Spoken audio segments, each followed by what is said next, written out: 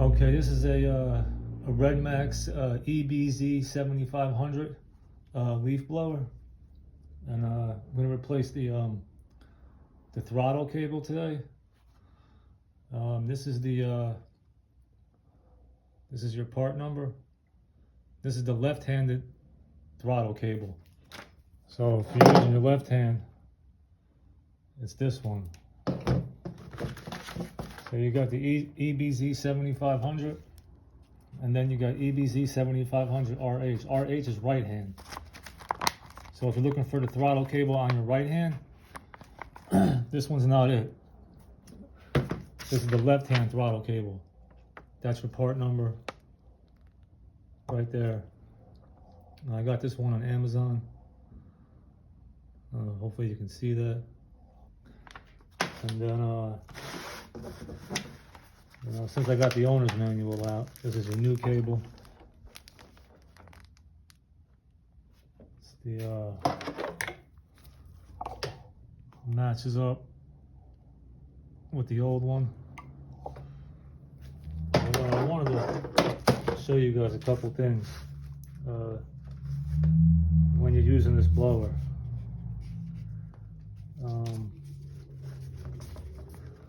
Well, here's your maintenance.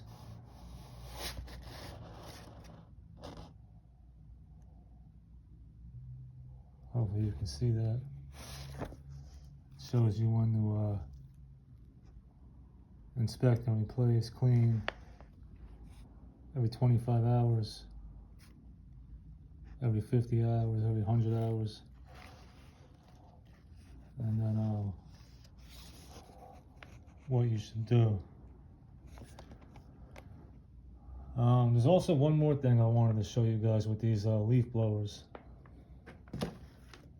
And all landscaping tools, or any tools that you continuously use, especially every day, or if you work in fields where you have tools that vibrate. I'm 44, but this happened to me, and I actually went to the doctors a couple times for it, and they call it a phenomenon.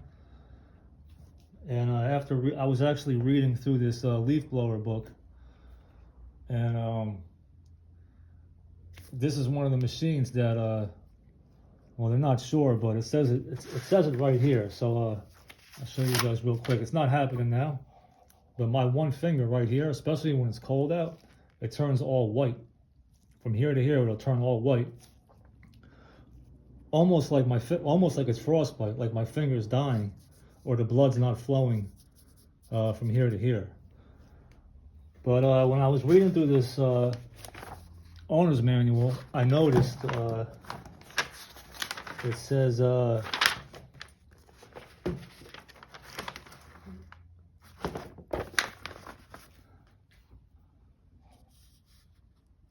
prolonged use of a blower exposing the operator to vibrations and cold may produce white finger disease.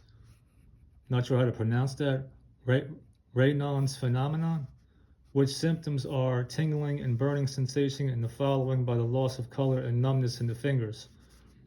All factors which contribute to white finger disease are not known, but cold weather, smoking, diseases, or physical conditions, as well as periods of exposure to vibrations, are mentioned as factors. In order to reduce the risk of white finger disease, the following precautions are strongly recommended. And you can read the rest here. Keep your body warm, never use the blower during rains, wear thick and anti-vibration gloves. I'm 44, but I've been on landscaping since I've been 20. That's 24 years. And it actually started happening to me around 30 years old. So just keep that in mind when you're using when you're using any of these machines that vibrate constantly. It can and will happen. So put your safety first. And then you guys got the part number. This is I took this off, but this is the left. This is the left side. So if you're doing the right side, the handle would be on the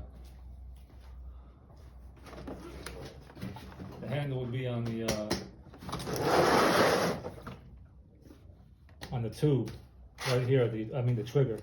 So you would have a trigger on this side.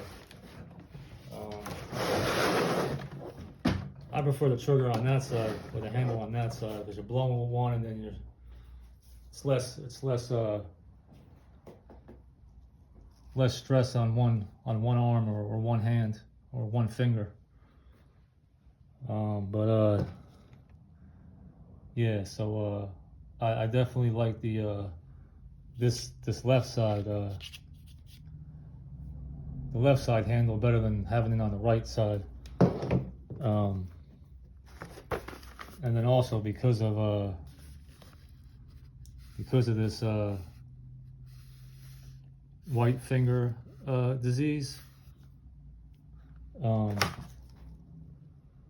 not a doctor, but I'm assuming that if you're using one hand to move the tube around and then you're squeezing that side constantly, you know, it's more work on one hand rather than, you know, you're using your thumb on this side and then going on this side with the trigger, or I mean, just holding it like that. All right, so we're gonna try to slide this new cable into the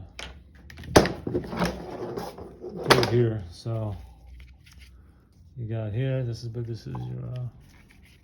You're gonna take this and pull this out from this end, not from the trigger side, from the opposite side. Pull that out. And then we're gonna. This end goes on there, so I have to slide this end through. See what happens here. I'm gonna try not to, you know, pull on it and damage this, because then you're gonna, you know, either have to have somebody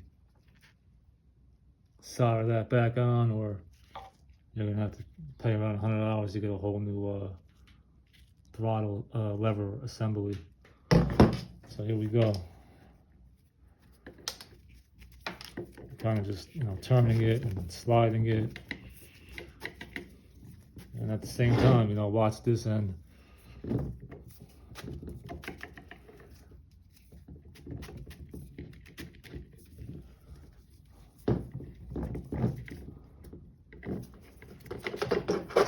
There we go.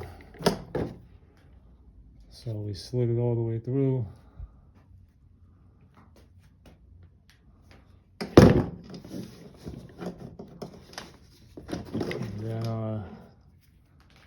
And we're going to tuck all these back in here. And then this end goes in here. Now you could take this out and all this out and slide it in there nice and easy, but if you're nice with it, you can kind of tuck it in there like that and get it in.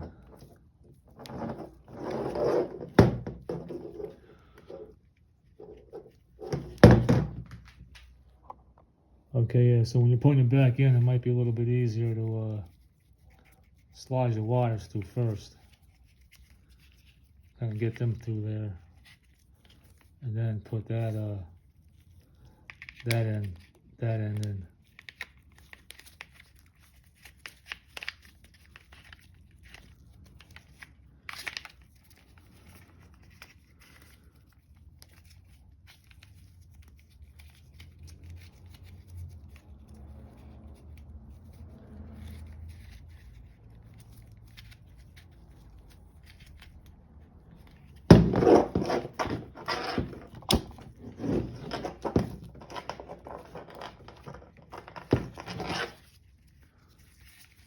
And as you're doing this, try not to kink all these things together. You're trying to, there you go, we got it.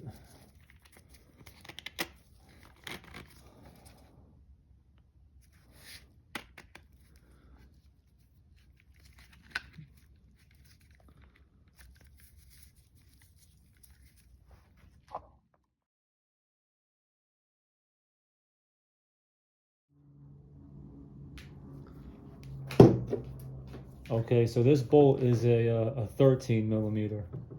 Earlier in the video, I might have said 14 millimeter.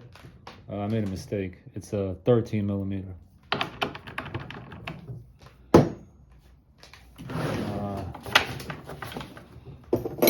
So what you can do is you'll take your Torx. I think it's a Torx 25.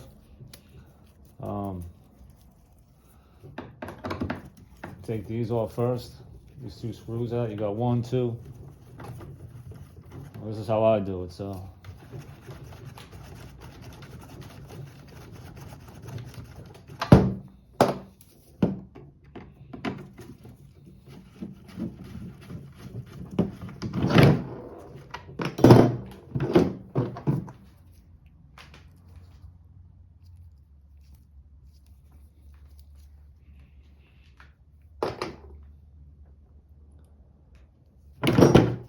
And this is a, yeah, that's a 10 millimeter.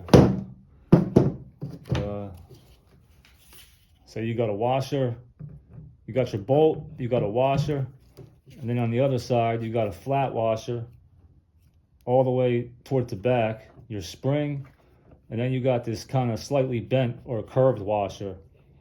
And the bent part sits this way, down, not up, down. So you can see it's kind of bent. It goes on top of that. Then the 10 millimeter nut.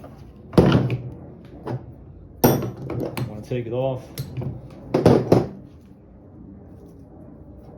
You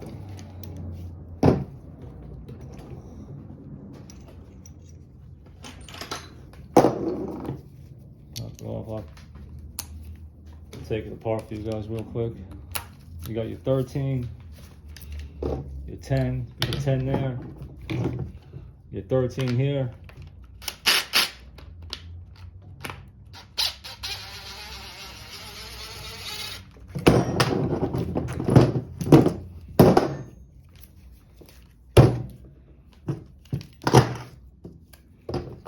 And I don't see anything in the middle, so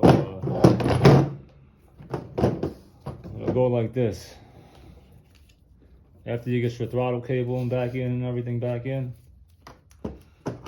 you got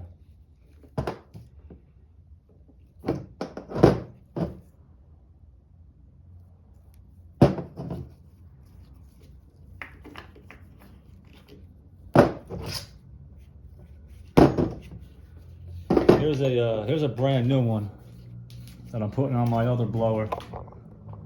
Right behind it back there, as you can see, but this is a brand new one. This one I replaced, and this one I replaced the throttle cable, just the actual cable. But here's a brand new one I just got today. Show you what it looks like. So you got your washer, your bolt, your washer. There's nothing in between here. I don't see anything in between there, so there's no washer or nothing in here. And then you got your a flat washer all the way towards the back or the bottom. You got your spring, and then this washer appears to be slightly curved or bent, and that goes, the bent part goes down, not this way, down. And you got your 10 millimeter nut. There you guys can see it again. And then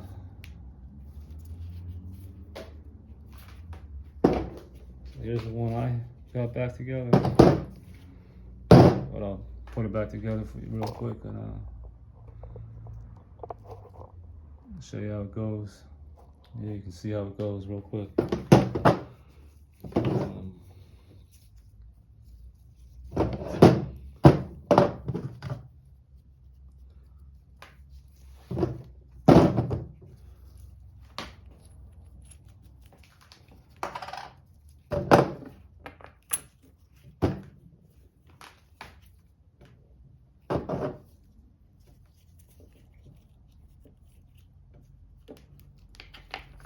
What I like to do, the manual, the owner's manual or RedMax, I don't think doesn't recommend this or doesn't mention it, but I've been doing it for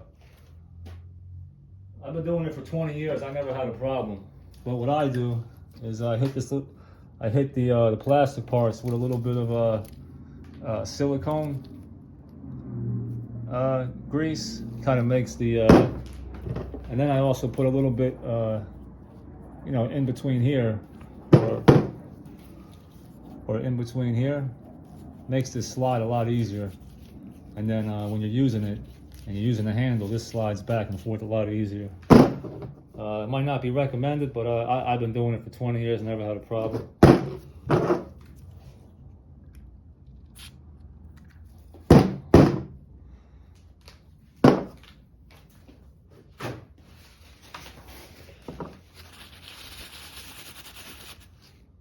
Nice and smooth.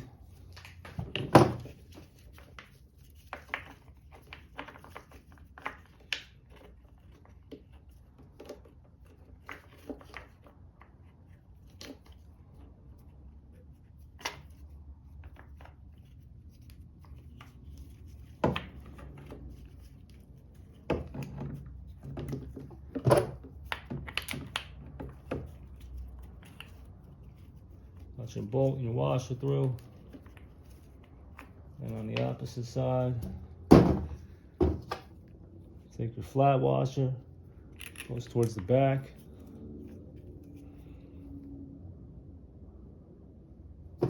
You got your spring. And you got this washer. Looks a little bent or curved. Goes down. Like that. Take a 10mm nut. Like that.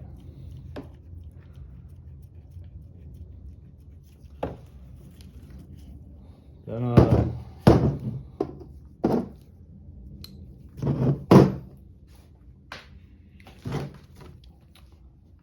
you can use a socket and a wrench to tighten this up. I'm using impact real quick because it's just faster for me.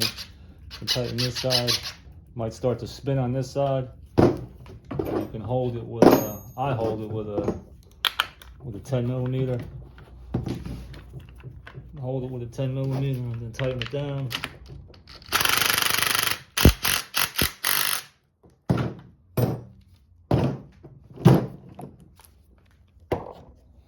Then you'll put it back. Here's the 2 screw holes. You go back this way, right here like this. You got 1 screw. You got your other screw. And then I wouldn't use an impact on these unless you've been doing it for a while. You know what you're doing, because you probably strip them out a little bit. Like I said earlier, this tool specifically designed for this. But if you don't have this tool, the closest thing to it is the Torx bit number 25. Going down here, tighten them all the way down, and then after you get them all the way tight or screwed down, just screw them all the way down, and then just a little quarter turn snug. Bang, little quarter turn snug. And when you run this machine for a couple hours, a little while, a couple uses, you can just, you know, go around and make sure everything's tightened, because some of the bolts sometimes they loosen up. And then there you go. So that's your this is your brand new one. This is the one where I replaced the cable. And then this part kind of goes over the back. And then this turns in the back, and you got your 2 wires and your throttle cable. And then this goes on the outside. So if you take this off and you put this on the inside, this goes on the outside. Then you got a Phillips head screw, and inside there's another Torx. That's a Torx 25, but you don't gotta take that off. You're gonna buy a new one like this. I got this on eBay, but that's the part number, I'm pretty sure.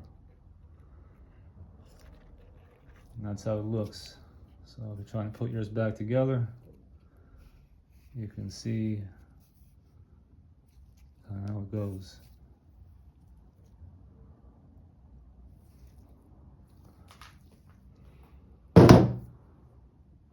All right, guys, that's it.